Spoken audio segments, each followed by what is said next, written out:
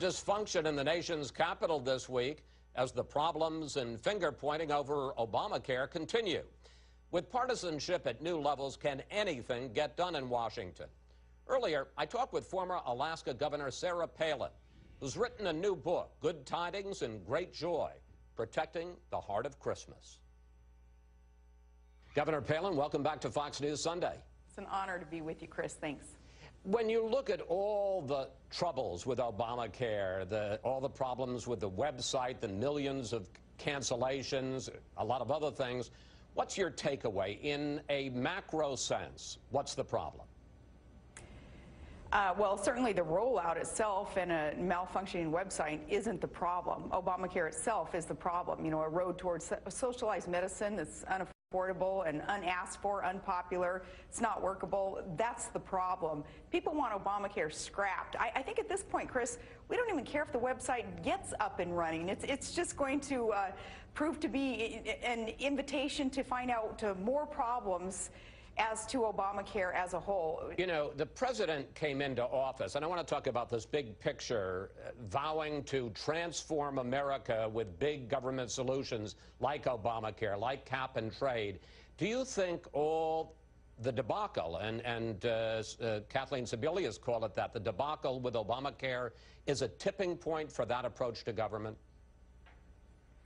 I do. Thank goodness people are awakened from their slumber thinking that it's okay for government to deceive us and thinking that they can give us free stuff. There ain't no such thing as a free lunch, and people have opened their eyes now, understanding, oh, Tea Party patriots, they were right when they said that this big government policy crammed down our throat called Obamacare, it's not good for America.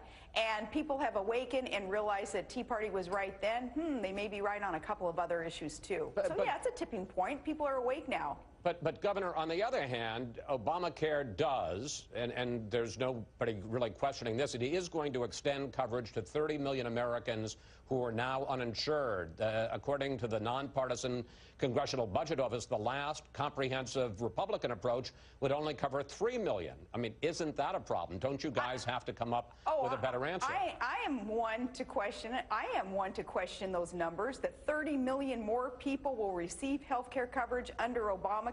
I question it. One, I don't believe a doggone thing coming out of Washington, D.C. anymore. And isn't that a sad state of affairs where a normal American has to be so cynical of what government and government reports are telling us, even if it is a nonpartisan report? Chris, no. Once that employer mandate kicks in after the new year begins, next year, employer mandate, that's going to kick more and more people off private sector health care coverage that they had, at least up till now, been able to enjoy and been able to afford. There will be fewer people being covered under a sensible doctor-patient relationship-centered health care program under Obamacare than what we see today. I guarantee you that. Let me switch subjects on you. You talk about dysfunction in Washington. Senate Democrats this week changed the rules so that to confirm a presidential nominee, except for the Supreme Court, it will now take a simple majority of 51 votes instead of a supermajority of 60 votes. It turns out that 79 Obama nominees have faced at least one vote to end debate, have faced the possibility of a filibuster. 79, more than double the 38 Bush nominees during his 8 full years in office. Question, doesn't any president, Republican or Democrat, have the right to be able to name his team unless a nominee is just wildly outside the mainstream?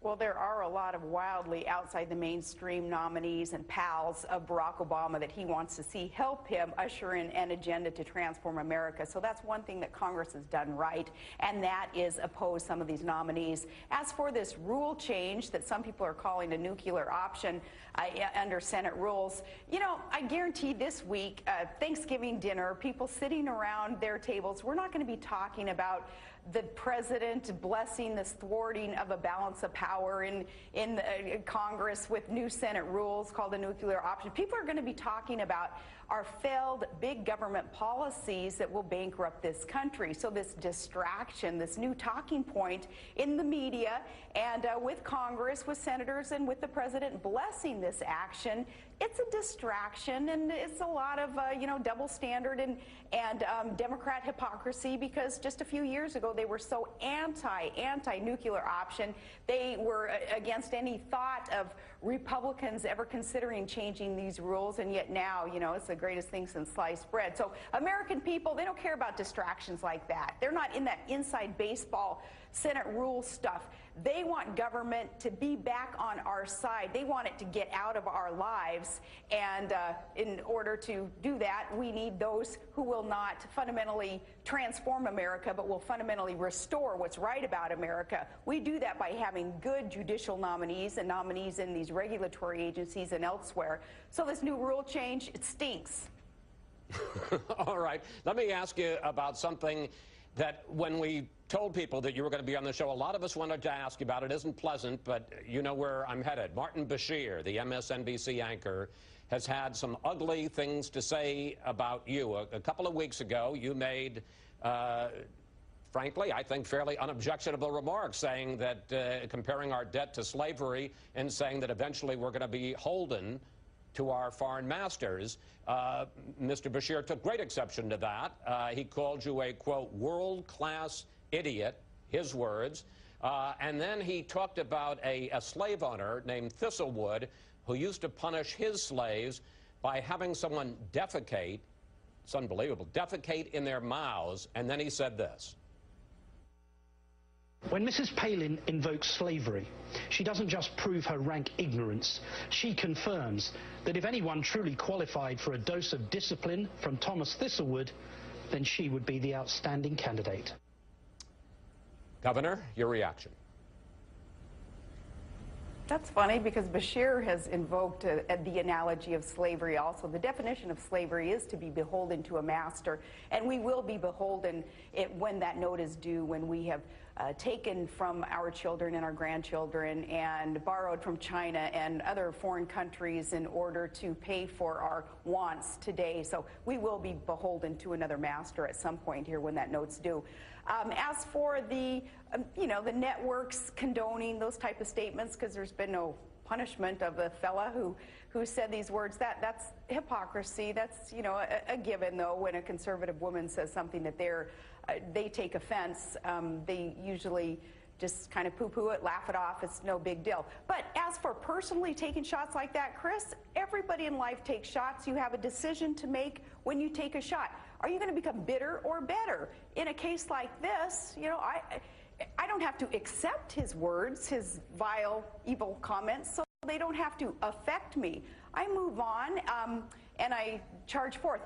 However, if Mr. Bashir or anybody else in this media elite bubble that they put themselves in were to attack someone who is defenseless, like a vulnerable child who does not have that podium, that microphone that God has blessed me to be able to express my opinion, if they don't have that type of platform to defend themselves, well, if you want to see a mama grizzly get riled up and slap that person down, then you come after a vulnerable child.